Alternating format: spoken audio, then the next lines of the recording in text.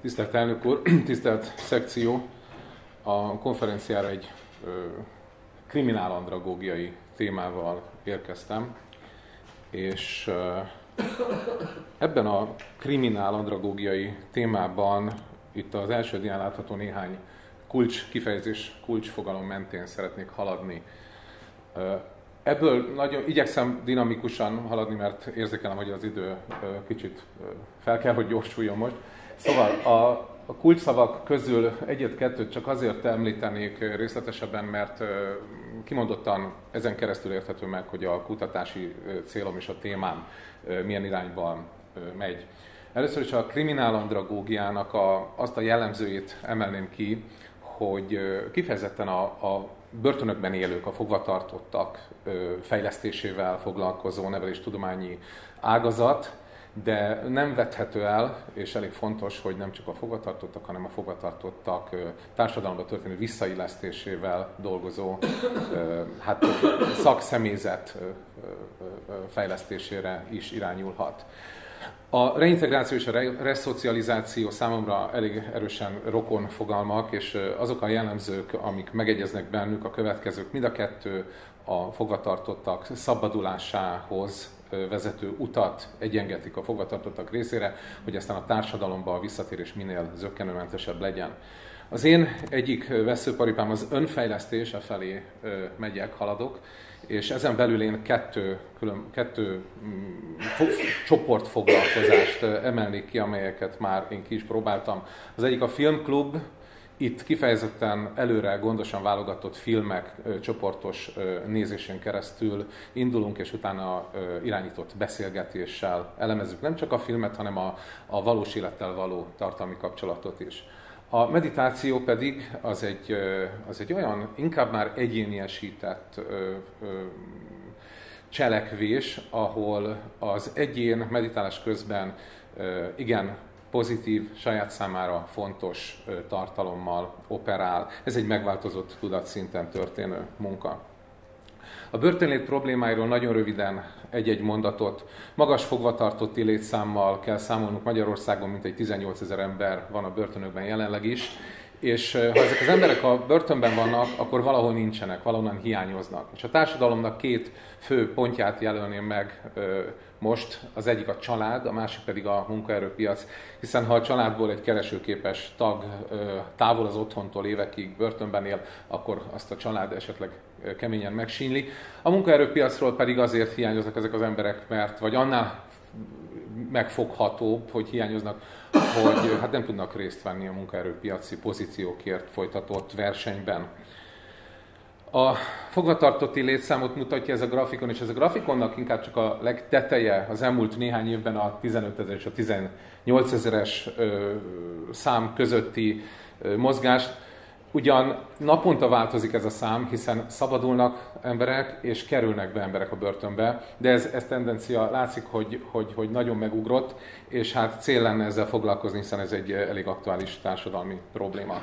A kutatásom célja az lenne, hogy keressünk egy olyan módszert, lehetőséget, eszközöket, amellyel közelebb férkészhetünk, becsempészhetjük az andragógiát a börtönbe, és létrehozhatunk egy olyan utat, amelyen keresztül elérjük azt az optimális helyzetet, amikor a reintegráció minőségét magasnak értékelhetjük. Egy ilyen optimális reintegrációs minőséget úgy tudnék vázolni, hogy mondjuk a szabaduló ember már úgy gondolkodik, hogy igen, ő szeretne a társadalmi normáknak megfelelő módon élni, szeretne bekerülni a munkaerőpiacra, fejleszti magát, tehát képzéssel, illetve tanulási formák közül való választással próbál előrehaladni, valamint nagyon fontos, hogy a visszaesések, az ismételt bűnelkövetések elkerülése véget egy jogkövető, törvénytisztelő életmódot folytasson.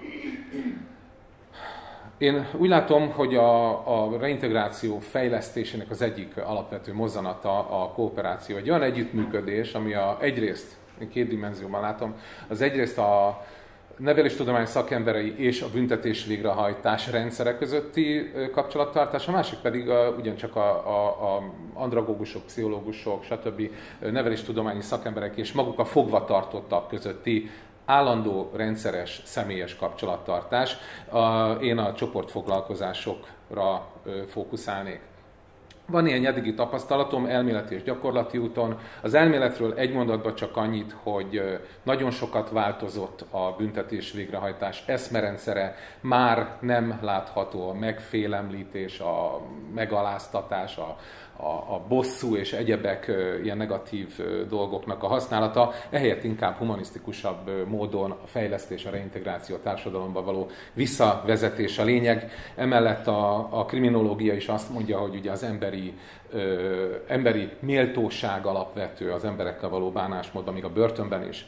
Az andragógia a képzésekkel, a tanulási módok, módszertanok átadásával tud ebben segíteni. A pszichológiának pedig szintén nagyon fontos szerepe van, hiszen emberekkel foglalkozunk, és a börtönben főleg nagyon érzékeny lelkületű emberekre találhatunk.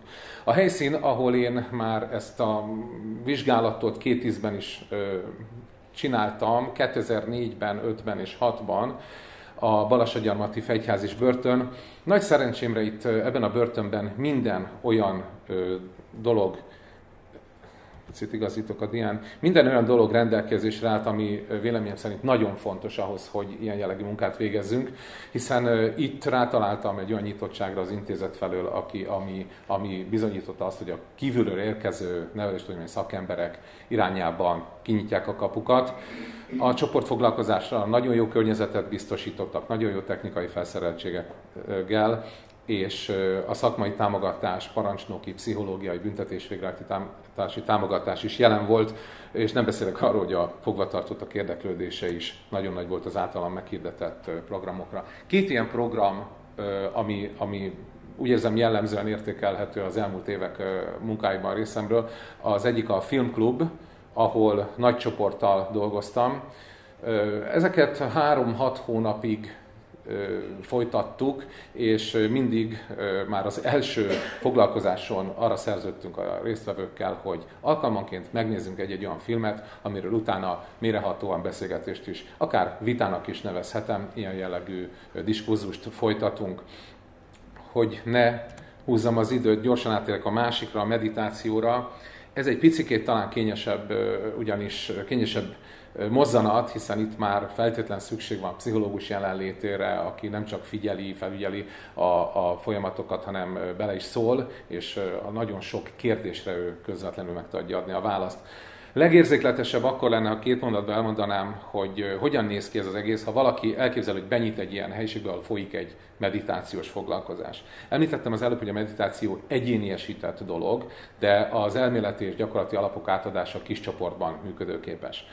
Ha benyitunk egy ilyen terembe, azt látjuk, hogy a körbe helyezett székeken fogvatartottak ülnek, behúnyt szemmel, nyugodtan, ellazult testhelyzetben. A csoportvezető segít néhány mondattal, hogy bekerüljenek ebbe a pszichológia által alfának nevezett tudatállapotba, és ezen a tudatszinten a csoportvezető által elmondott mondatokat befogadják, feldolgozzák. A háttérben kellemes, lágy, az ellazulást segítő zene szól, és egy ilyen foglalkozás 5-10-15 esetenként 20 percig is eltart, majd utána visszatérnek szintén a vezető segítségével az úgynevezett béta hétköznapi tudatszintre, és ekkor jönnek a kérdések. Ez egyfajta ébredéses helyzet az embereknél, szemdörzseléssel, nyújtózkodással jár. Tényleg valahol voltak érezni, és rengeteg élményt és kérdést gyűjtöttek össze ez az idő alatt. Ekkor jönnek ugye a kérdések, a válaszok, a hosszú időt ez vesz igénybe. Igazándiból ekkor jönnek elő azok a élmények, azok a vágyak, azok a célok, amelyeket meg tudnak fogalmazni az emberek, de nem tudtak megfogalmazni azelőtt, mert még nem voltak alfában.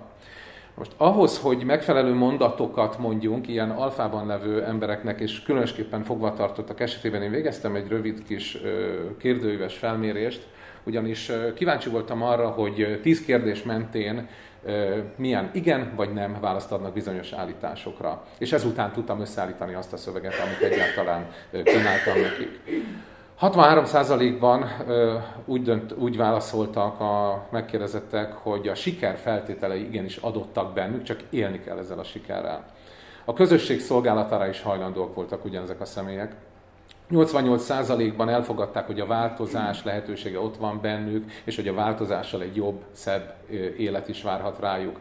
Fontosnak tartották ugyanezek a saját gondolatukat, a boldogság és az önsegítés lehetőségét a jövőre való tekintettel, és mindenki 100%-ban egyetértett azzal, hogy az egészség, a szabadság igen fontos a jövő tekintetében, és hajlandóak voltak arra is, hogy ápolják a kapcsolatokat nem csak a börtönön belül, hanem a börtönön kívüli ismeretségi körüken belül, valamint befogadták a pozitív gondolkodás eszméjét, amit már tanúsítottak is a foglalkozások, közös munkák során. A céljaim és irányaim a kutatás során a következők. Tovább szeretném folytatni ezt a gyakorlati jellegét a kutatásnak, vagyis továbbra is szeretném a büntetés végrehajtási intézeteket járni, és egyre fejlettebb, összetettebb, komplexebb csoportfoglalkozásokat tartani fogvatartottak részére. Jövő hétfőn indítok egy újabb ilyen 3 hónapos, talán ez 4 hónapos munka is lesz, ezt önkéntes kereteken belül ajánlottam föl. A csoportmunka eredmények a hatásvizsgálatával, valamint a BV dokumentum elemzésével szeretnék először elindulni, majd ezeknek az eredményeknek a felhasználásával egy programfejlesztésben látok jövőt, amely program kiegészíthetné a mostani módszertárát a reintegrációnak. Ez a tervem. Na most ehhez, hogy ezt elérjem, olyan tapasztalt kollégáknak a véleményére, segítő szándékú megjegyzéseire, kritikáira is szükségem van, akik már régebben elkezdtek hasonló jellegű dolgokat. Esetleg azt a novumot adhatom hozzá, hogy speciális foglalkozásokat tartok, amint önök is látták, a meditáció még nem elterjedt a büntetés végrehajtásban. És mindezt abból a célból, hogy a fogvatartottak minél könnyebben, minél hamarabb eljussanak oda, hogy készek a társadalomba való visszatérésre. Köszönöm megtisztelő figyelmüket!